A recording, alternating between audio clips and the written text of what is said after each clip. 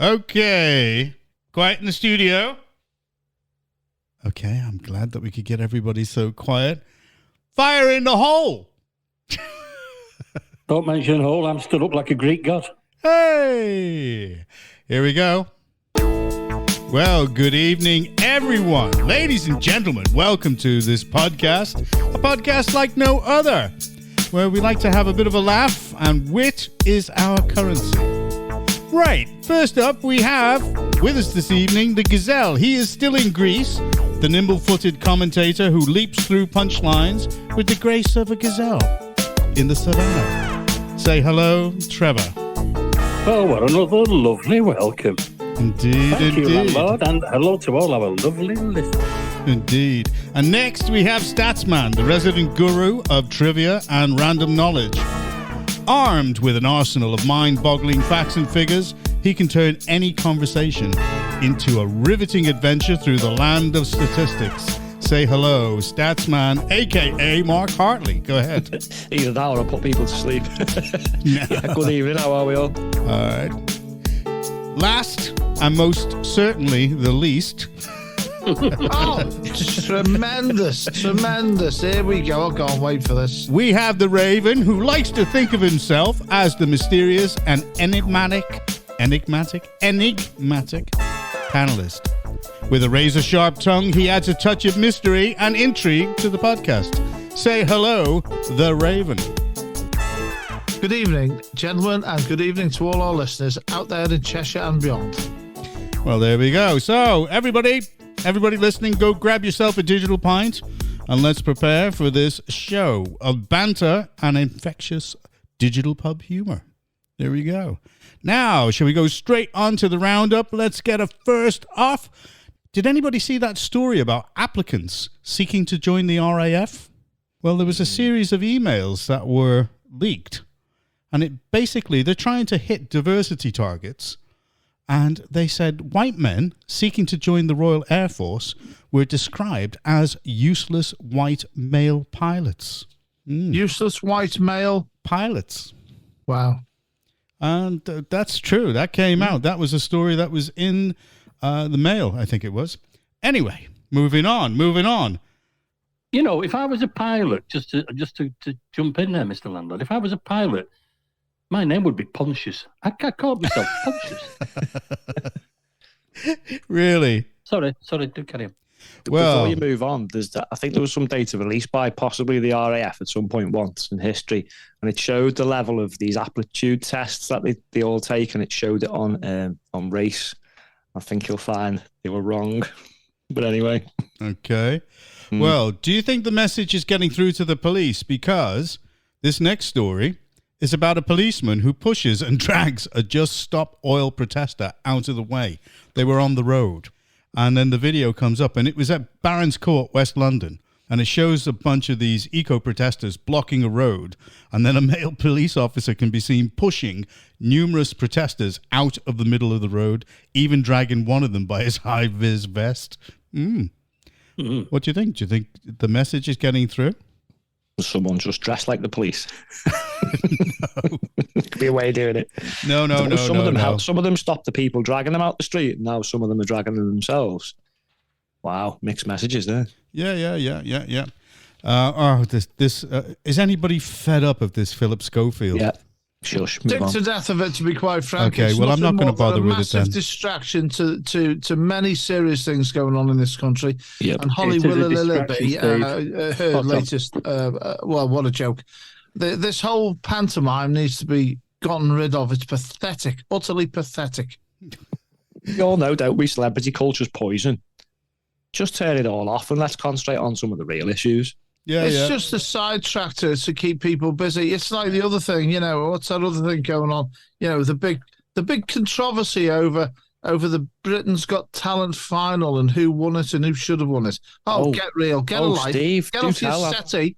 Hey, I've sorted the country out. Hey, I've missed out. What's been going on?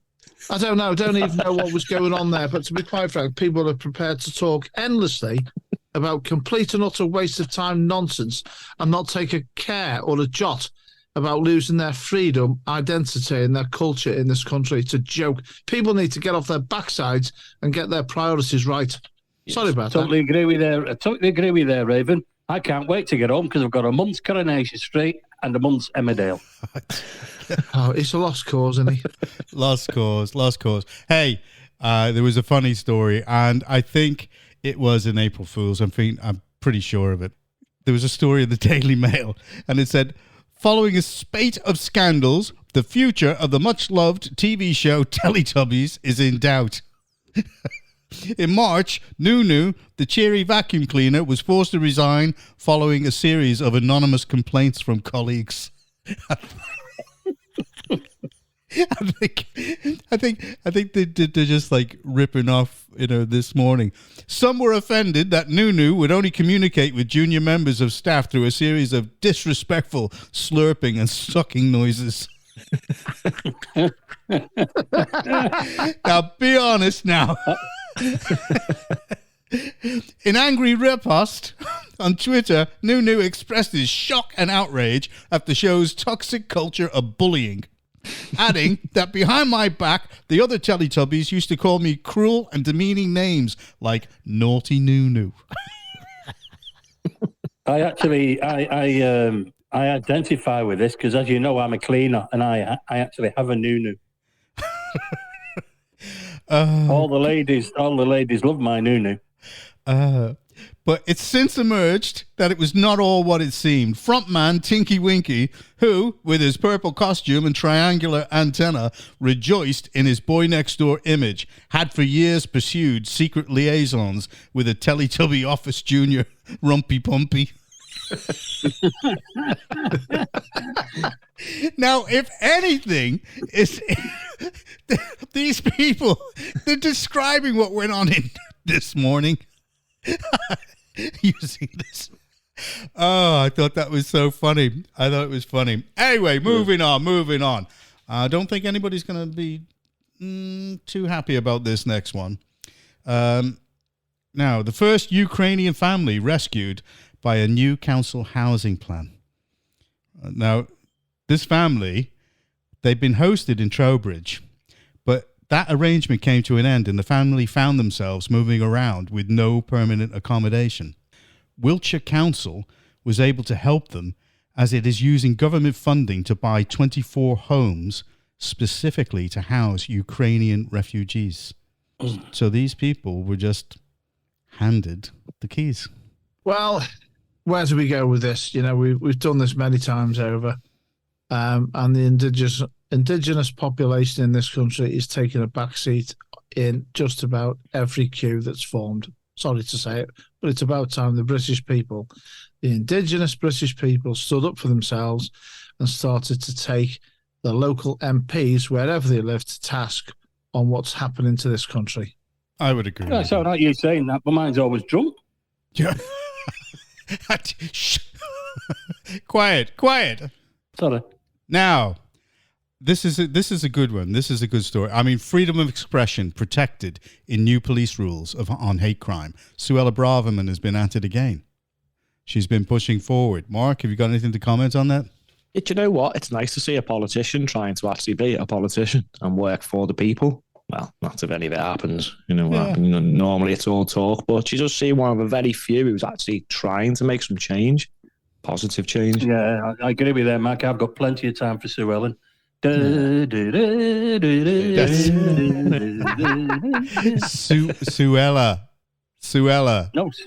No, her name's actually Sue Ellen. Oh, is it really? Yeah. Yeah, she changed it when she went into politics. Her name is actually Sue Ellen, but everybody confuses with Dallas. Right. Well, let's end the roundup on a happy note.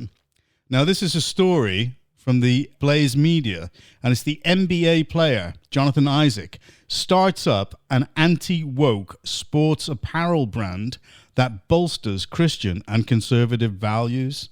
How about that? Oh, I like that. That's nice. I mean, that's going to take off like nobody's business. And he's a black man. I mean, it's great. It's great. What's the matter? You're not allowed to say that. Of course you are. You're not allowed to say that anymore. No. Why not? Because he's a colour, not of white heritage. Oh, get lost. He's a black man. That's how they identify over there. It's as simple as that. I think that he's going to make a killing. I think that's going to be great. You can't say that either. It's going to make it silly. That'll offend somebody. You're going to offend somebody saying that. Oh, God. What, like Oxfam? Did you see what they did? They had a video out, for Pride Month, and it was having a go at TERFs. Where? TERFs. All right. Trans-exclusionary. What's the other one, Mark? Revolutionary feminist, I think. Or something like that. Yeah, that's it. Yeah, it's a mouthful. This is Oxfam. This is meant to simply be a charity that assists people. Well, why are they getting involved in this political virtue? Correct. Okay, comes to the point. Oxfam. Do you know where the name comes from? Anybody? No. It comes from the Oxford Committee for Famine Relief, and it was founded in Britain in 1942. And the group campaigned for food supplies to be sent through an Allied naval blockade to starving women and children in enemy-occupied Greece during the Second World War. And after the war, obviously, Oxfam continued sending materials and financial aid to groups aiding poor people throughout Europe. Well, what can I say? Why are they getting involved in all of this? Their remit is to actually help with famine relief. That's their main remit.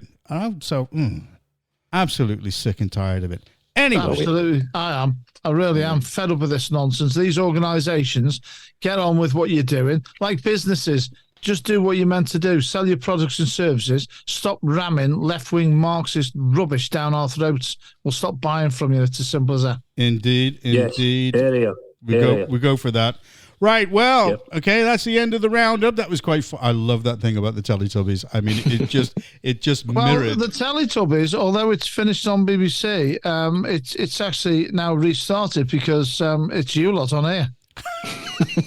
And who are you, Nunu or Tinky Winky? He's definitely Tinky Winky. He's Tinky Winky. He's Tinky Winky. Now, anyway, right, we're moving on to the National. Now, this is one that I know that everybody's going to get their teeth into. I know they are. Now, this is Boris and the government's WhatsApp messages, which is yet another witch hunt, so we think, to take down Boris rather than accountability for the destruction of our economy, health, service, small businesses and our freedoms, pubs, Teletubbies, you name it. They're all trying to take it down. Mark, do you want me to give a quick summary of it? Yeah, go on then. Okay, Sunak, the UK Chancellor of the Exchequer, has been criticised for blocking the release of Boris Johnson's WhatsApp messages, which has sparked suspicion about the government's motives. Anybody remember Gavin Barwell, the former Chief of Staff to the Prime Minister? Yeah. He believes Sunak's legal action against the COVID inquiry is a mistake and has allowed Johnson to enjoy a divisive row. As if he's not divisive in any way. I mean, Johnson just polarizes views. Anyway, allies of Johnson suggest that Sunak is hiding messages that could reveal plots against Johnson or embarrassing details about the Eat Out to Help Out scheme. Obviously, he wants to hide things in there, which is all to do with him. So, there you go. That's the summary. Go ahead, Mark. Hey, thanks. Okay. Again, it's what's going on here? I've got a feeling has he handed over something like 300 messages. Yeah, Boris has handed them over. Just trying to work out what's going on. Did they try and take Boris down, and it's going to end up maybe with him taking Rishi down? Yes. It sounds like something's going on. He stopped his funding and everything. So it's just strange. And like you just said, you hit the nail on the head. This COVID inquiry is going to be a waste of time. Are they going to go through some of the consequences and punish people? Probably not. But I'll go through some. It was reported this week that lockdown saved as few as 1,700 lives in England and Wales in 2020. And that's according to a John Hopkins study. It actually said that lockdowns had a negligible impact on COVID mortality. Wasn't that the main reason to try and save lives? Yeah. We still haven't worked out how many lives it's actually taken since. Yes. Well, the other thing that comes into the frame, Mark, is obviously the question marks, which are increasingly coming to the fore around in vaccines, untested vaccines, as we all know, and the extreme rise week on week of excess deaths. Yeah. Now, that has to be looked at along with the causes of that. And people are saying out there this has a potential connection with these vaccines. Various people are expressing their views on this or raising concerns as to whether there is a connection. Is it not time for a proper inquiry into these excess deaths and what is actually or what has caused these? Yeah, well, I think there, Steve, I totally agree with you that we should have an inquiry into that. Not stuff like this Boris thing, for God's sake. How much is all this costing? There's a much more important agenda out there, and as you just said, finding out how many people have been injured. And they're not, when you say they're untrialed vaccines, they're not, because they're actually trialed on humans. Yes, and they were trialed on... Yeah, that's a good point. And in the States, point. They were trialed on kids as young as 4 months. That's right. But also, I think, adding to what you're saying there, Trevor, we've got the issue here now. We've got a state of play going on in the country where we've got this shenanigans over these messages of Boris. We've got the stupid, endless talk about Britain's Got Talent and who won that, and this endless Schofield nonsense. Surely, cannot people see what's going on in this country? It is a complete smokescreen to obfuscate the real issues going on to do with excess deaths, the economy being crashed, who made the decisions, what was behind it, what the thinking was, what the thinking is. The boats. That's right, the boats, lots of different things, Jonathan, you're right. And we've got all this stupid nonsense going on in mainstream media. Yep. Go ahead, Mark. If I just, Sorry, Trevor. Go on, Trev. Yeah, it's just obviously because I'm just on the phone over here, but I was chatting to a Romanian lady in the week, and it wasn't just us, obviously, because, she works in Greece. She's been here for 20 years, and her mother wasn't well, and she went over to see her mother, and she couldn't get back. She was stuck in Romania with no income because she refused to have the vaccines.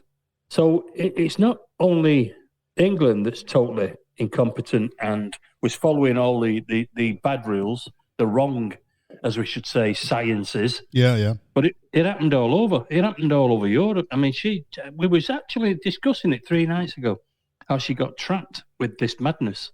Oh, okay. And they've got exactly the same opinion as us. The average person in the street, whether you're English, whether you whatever you are, you're Albanian, you're Greek, you're whatever, they all have the same problems with their governments that we had. Strange that, isn't it? Can we pass it over to Statsman, please? Certainly, yeah. Just wanted to say cheers, Trev. Go ahead. Not all countries had this problem. Sweden didn't. So we're going to look at the government debt. Thank you. Yeah. Now, the government raised the debt over 100% of GDP. That is massive. And they actually doubled quantitative easing program by 450 billion, which took the total value of assets it owned to 895 billion. Now, our cost of COVID, I think there's varying figures, but somewhere around 400 billion. Sweden, 60 billion. Now, they also had less cases, less deaths, limited lockdowns. A lot of it was voluntary. Now, due to the printing of the money, we've got inflation, which is sky high, and it's not gone down. And it's not just the financial aspect either. All these sources now are all government sources and reputable sources are coming out with the information. The Department for England are telling us that English, maths and science has declined in 11-year-olds. And there was other things as well to children. NHS, 2 months ago, April, new data indicated over 7 million people on waiting lists for specialist clinical care or surgery. Then you've had reports of decline in mental health in children. This is shocking. Then you had the reports and the studies on masks, which had no impact. In fact, some of the studies suggested negative health impacts. Indeed. As Steve mentioned, astronomical amount of people injured from a certain medical procedure, the excess deaths. And then one of the important ones everyone's forgetting is the assault on our rights and freedoms. You've had former Supreme Court judges come out and say it was all unconstitutional. I've been through a lot of the Constitution. He's right. Fines were being scrapped, weren't they, as well? Now, but some people are still being fined for actions that took place during the lockdown period. They're being fined now. I saw something. When I just saw it a day ago, I saw something now, and I was thinking, "Oh my word! I've got to mention that to Stats so he knows about it." Go ahead, Stats. I'll just a couple more things before I let someone else come back in. I mean, there was the government departments that used behavioural tactics on us and coerced the public. Where's the accountability for that? You know what? I'd actually say, get these messages, get them all, right? Find out who ordered what, with what evidence, and punish those responsible. People like Professor Neil Ferguson, who said, after looking at the lockdowns in China, these were his words, we couldn't get away with it in Europe, we thought. And then Italy did it, and we realised we could. No, not getting away with it at all. There needs to be accountability now. And if the authorities aren't going to do it, do the public have to do it? Do we have to set up some kind of, I don't know, common law grand jury and do it ourselves? Well, I think so. As you have already said in the past, the public are sovereign, not Parliament. Now, let me just add a little bit to that. When they're not helping us, John, we need to step in and start doing this ourselves. But you know this is going to be a whitewash, don't you? So. Well, does anybody ever remember Robert Kerslake, the former head of the civil service? Mm-hmm. Well, he warned that this situation was ripe for exploitation by Mr. Johnson. He calls him Mr. Johnson. I mean, everybody else calls him Bojo or Boris, who raised the stakes by turning over all the unredacted messages from May 21 directly to Lady Hallett's team. Now, he's saying that it's turning into an internal wrangle with the Conservative Party because Boris may well see it as a way of creating a dividing line between him and Sunak. And it could work to his advantage if Sunak is seen to be the one blocking, which we all know that Sunak is. That's what he's doing. So as the row escalates, the government, they have no choice now. They've taken a judge to court to keep other ministers' messages secret. Why? Why is Team Sunak doing this? It's obviously some form of a cover-up, and it's a shambles, and it's going to make everybody think, well, what the hell is he hiding? Which is all to do with what you're saying about the eat out to help out, the COVID messages, all the rest of that stuff. And even people within the Conservatives think it's not sensible or reasonable for these things to be going on. And he was suggesting a compromise, but there cannot be any compromise with this. It's got to be given everything and let Lady Hallett decide what she needs for the inquiry. Just let her decide what she spills out. Simple as that. Anyway, I'm going to give way to somebody else. Steve, do you want to finish that one off? Well, I just think the British people are entitled to an inquiry as to just what the hell is going on full stop in this country. Yeah. Because it's run in a totally shambolic manner. Nothing is getting addressed. And I'm sorry, but, people going about this particular government, they will say, oh, this government. But what's the alternative? The NHS is a mess. We've got people pouring into this country at unprecedented levels, and then people wonder why they can't get a hospital appointment or a GP appointment. We've got inflation running amok. We've got people, and to be honest, I'm going to say this. This is my little piece. I was going to say later on because it's winding me up. I'm going to give a shout out right now to all the millions of people in this country who are the hardest working people in this country, who are always the lowest paid. Yeah. Whilst we've got people, politicians, CEOs, senior old people running quangos, paid stupid, obscene amounts of money, while the hardest working people in this country always get paid the least. Yep. And I'm sick to death of it. It's time people stood up for the millions of people who actually run this country on a daily basis. Well, the people that actually do the work, that's what you're talking about. And, absolutely. And yeah, I mean, I've been quiet for the last couple of minutes because I'm trying to work out some sort of joke about Lady Halibut. No, that's not Lady. That's not her name, and you know it. Anyway, I'm going to finish that one off. I'm going to wrap it up because we got a nice one coming in here from Statsman. You're going to wrap up the halibut. Yeah, that's right. Got it. I've waited 10 minutes. You got it. I fed you the line. Did we know? I don't know whether you know this or not, but Justin of Matters, glorious Justin MP in Ellesmere Port. That's the one. That's the one. Well, he was questioning it on what was happening and what was relevant. And he had a little tete-a-tete with Jeremy Quinn, the Paymaster General and Minister for the Cabinet Office. And he was asking questions about it. And he says, it's obvious that if Sunak has confidence in Baroness Hallett, as he appears to do, he should be confident that when he hands over the documents that he considers completely irrelevant, she will come to the same conclusion, and no one will ever see them, and there will be no embarrassment to the government. So what's the problem with that approach? Good question. It was actually, wasn't it? It seems to be your hero, I'm afraid to. He's not my hero. Steve, note this. Mr. Landlord, I'm actually going against you on this because it seems to be your hero. No, and I sent him a tweet the other day. Did you? Yes, I saw that, Trevor. By the way, congratulations for joining the ranks of pub, Trevor, for having to go with the landlord. Oh, that's it. Yeah, that's okay. It's okay, Steve. Muted.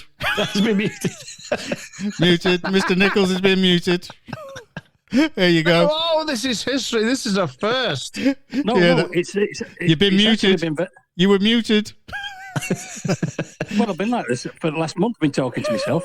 Now, I think that Justin of Matters. Now, if he can't work out what a elephant is, just when next time you see him, Jonathan, if you will, just explain that it's an animal with big ears.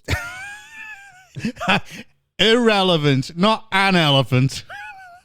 I thought you said an elephant because no, irrelevant. Anyway, okay, we'll leave that then. We'll leave that. It's a good job I muted him. Anyway, okay, Mark, we're going to move on to the local now, and obviously, we've exercised those demons. What's going on with Sunak? He knows that there's a day of reckoning coming. So, okay, Mark, over to you for the local. Thank you very much. I was having a drink. Yes, it's allowed. It's allowed. I had a bit of an issue in the town where I live, the village I live over the last few weeks. Sorry, can I just ask Mark, where do you live? You live in Ellesmere Port. Yeah. And you've got an issue there. Yeah. I think it's called the landlord. Well, it's my local village, really. I think I can put up with the landlord. He's all right. The Raven is now muted. I'm staying in his good books here. I'm local. I'm muting and blocking anybody that's having a go at me. Doesn't work. He's running amok. Control. Right, well, I'll have to be nice to him just until I finish this. Go ahead, Stats. So, a little bit of an issue in the village where I live. I noticed there was someone sleeping rough, actually on the property of one of the local businesses. So, obviously, my first instinct was, well, I don't like people sleeping rough. This should not be happening. I don't like this phrase in 2023. But it shouldn't be, should it, really? No. So, I thought, well, what can I do? So I went to the local hotel because they're taking people from all walks of life at the minute. It's closed to the public. So I went up there and they said they could get him in, no problem. But they said if it's the guy that they think it is, he's already been there and he's not interested. So I thought, okay. So I went to check if it was, and it was. So I thought, well, if he doesn't want any help, how do you help these people? So then I thought, well, is no one going to try and help him or move him on? So someone from a local business contacted me. Yeah, but move him on to some form of property of something in nature where he can stay, some accommodation. Yeah. Yeah, but the overall point is you can't be letting people just sleep rough willy-nilly on people's property in the middle of a busy street where people are shopping and there's children walking around. Now this guy's sitting there getting drunk all day. His mates are pulling up. He's getting crates of beer. Don't know what else he's doing taking. So I thought, well, this is a bit strange. And a few days later, he's still there. So I got an email off a local business owner who was complaining really that the police weren't doing anything. I thought, well, that's strange. So I thought, well, I've tried to Wait a minute. You thought that was strange? Yeah, I was being a little bit sarcastic. So obviously tried to get the guy somewhere to live first, but if he's not interested, so then I thought, well, I'll try and help the lady whose business has been affected. She says customers are slowing down. She's a bit uneasy of going into a property in case he tries to enter it and stuff. And he's actually done criminal damage to a wall and graffitied on the property too. So I made some inquiries with the police. Apparently, they're powerless. They cannot physically remove him. There's no law to. I said, I'm sure there's a bylaw in Cheshire, isn't there? Oh yes, but the police can't physically remove him. Now I'm thinking, if it's aggravated trespass, as in he's stopping somebody from going about what their normal business, which is entering and leaving, or causing premises. A form of distress when they've been asked to leave. And he refused to leave. And he's graffitied and criminal damage. And the police said, there's nothing they can do. And they wrote the woman a lovely letter saying, you're the victim of crime. You've got all these rights as a victim of crime, but on this occasion, we can't solve your crime.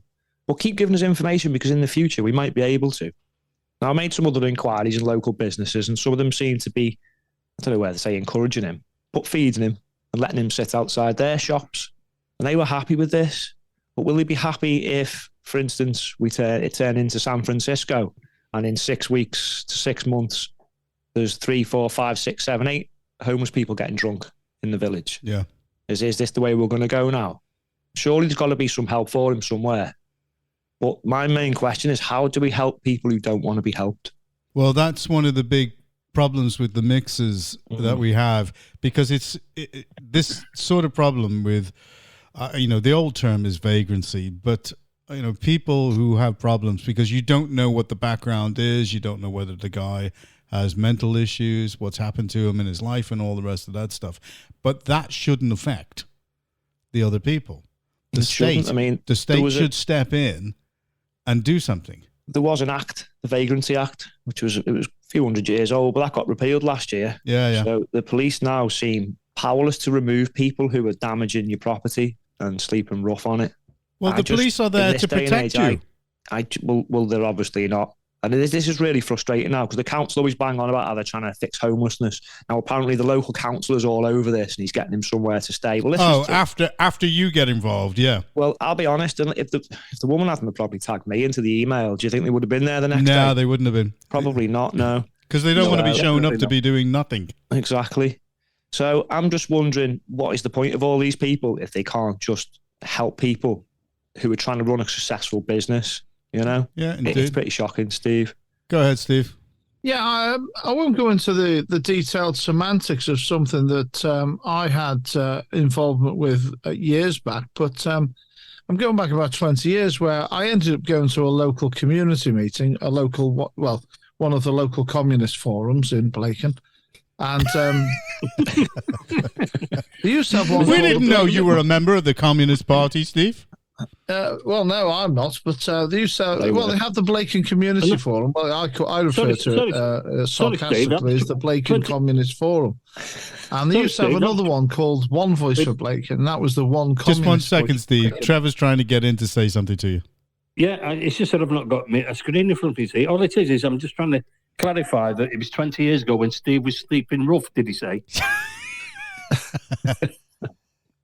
No. We know we've interviewed Elaine. He is a rough sleeper. Okay, thank you, Trevor. And years ago, I won't go into the semantics, as I say, but there was a situation that ended up whereby I turned up at a local community meeting.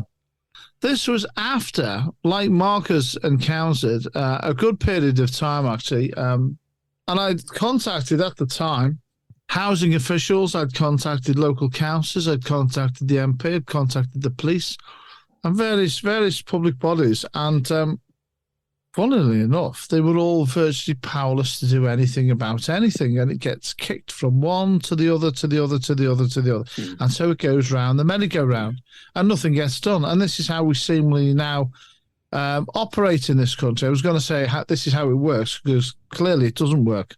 But the fact of the matter is, whenever you try now and get anything done in this country, it's never their responsibility, whoever you contact, to take the issue on board. You have to make a complaint.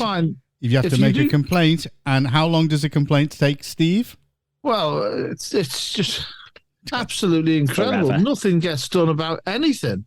Now, I'm going to. I won't take too long, but I'll come to a key point in about 10 seconds here. The fact of the matter is, well, there's a lie.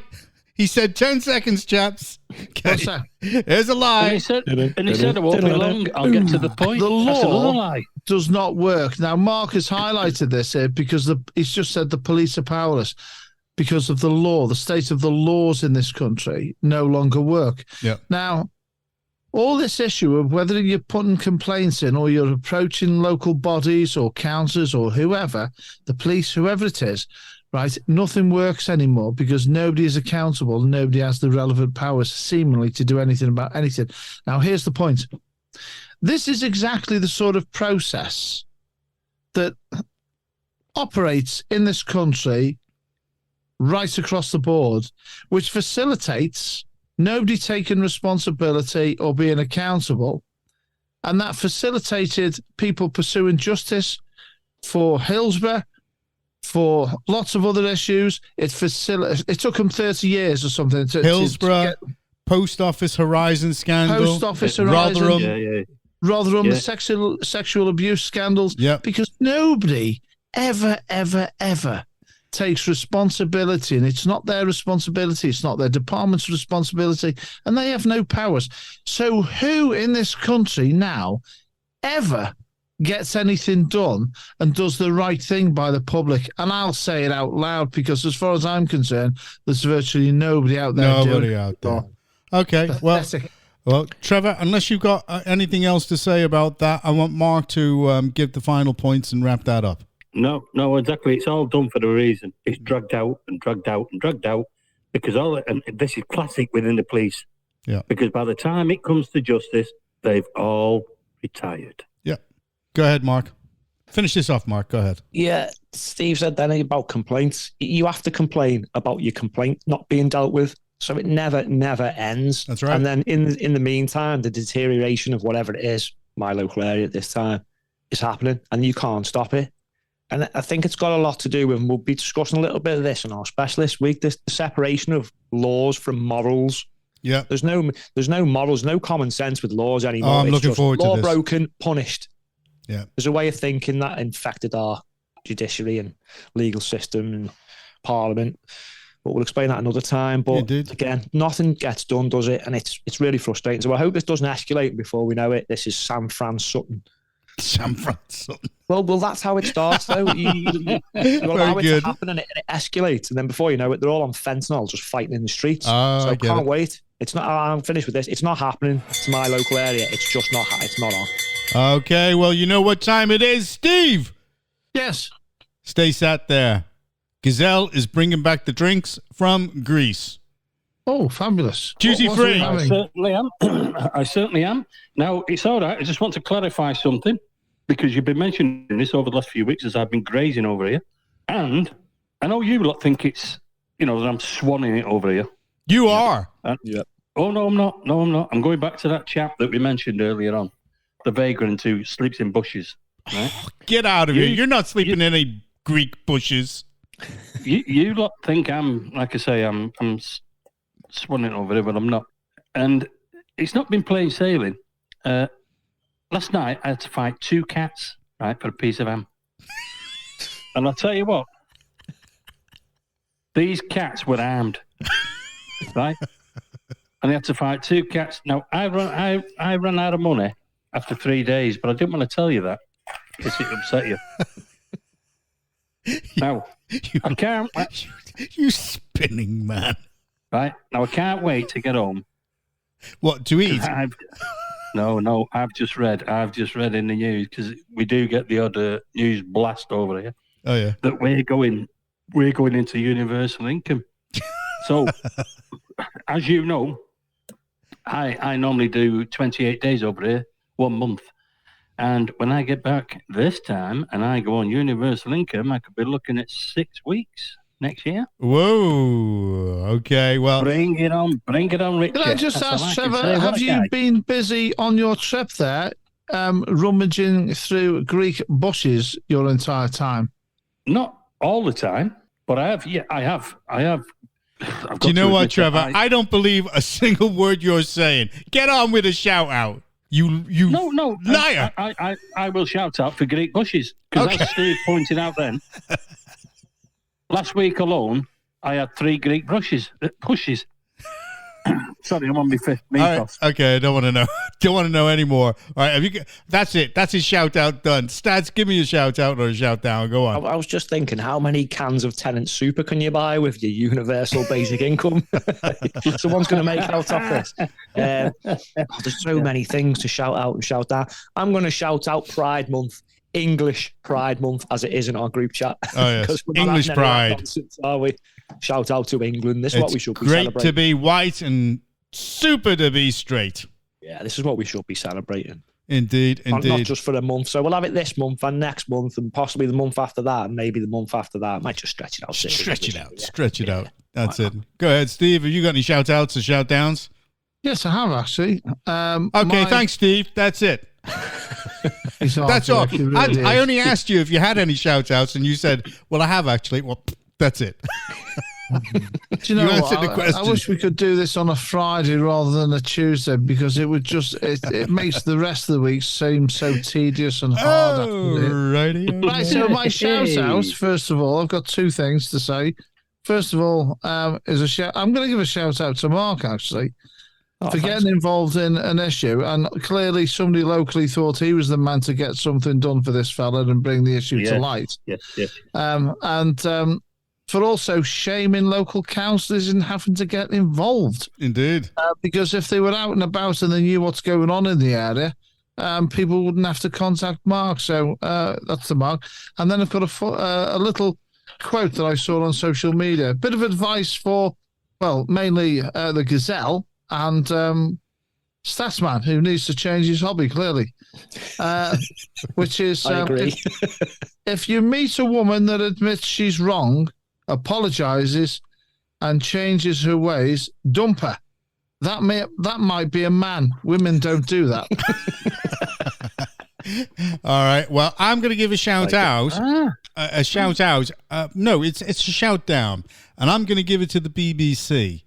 And we're going to be doing a research and an investigation into local democracy reporters who are funded by the BBC. Ooh. And we're going to start looking at them, and we're going to start seeing and asking whether or not they're actually real value for money to the British license fee payer. So we're going to be saying, and I'm going to be getting in touch with the BBC and the whole team that looks after them. There's about 165 of them. And I've got a funny feeling that I am going to be stonewalled. Do you like that? Well, to be quite honest with you, I'd like to know what is actually reported on by the local democracy reporting team, because I don't really see anything out there that stands out. It's not looking too good because, there are a few things and few facts that need to be brought out. But we're going to leave that to another time, and we're going to say it is time to say good night. Can I just clarify the Ravens? Wait a minute. I'm sorry, I just got to clarify something that the Raven was asking earlier on. He's not quite sure.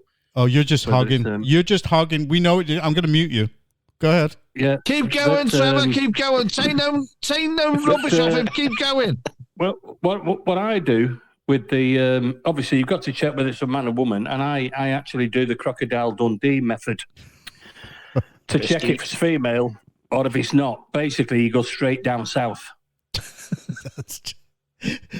We don't want to know anymore, right? That's it. Now I'm starting the end credits. That's it. We're saying good night. No, stop. Gazelle. Stop. No, Gazelle, say good night. No. Mute. That's it. Say Gazelle, say good night. Good night. Coppers. I'm surprised he's not in a Greek jail. Okay, Statsman, say goodbye. Was that meant to be Australian? Good night, all. Okay. Right, Raven, I've let you back on. Now say goodnight. That's risky. Gentlemen, listeners, everybody out there, have a great week and goodbye. We don't do this goodnight business. I only ever say goodnight to my lovely lady, and that's it. I'm not getting involved in this feminine blokey stuff that you lot do. Hey, Steve, it's goodbye. Me too. Hey, Trev, he says all this when we're on a podcast, but it's different when we're in a group chat, isn't it? Yeah. Night, Elaine. YMCA. Yeah, hey, yeah, are we going to do the YMCA dance? We've got to do that. Which one are you going to be, Mark? I think you'd make the guy in the black leather. I think that look could do you. I'm filming it. No, well, you're in it. You can't film it, you're in it. When are we going to do this?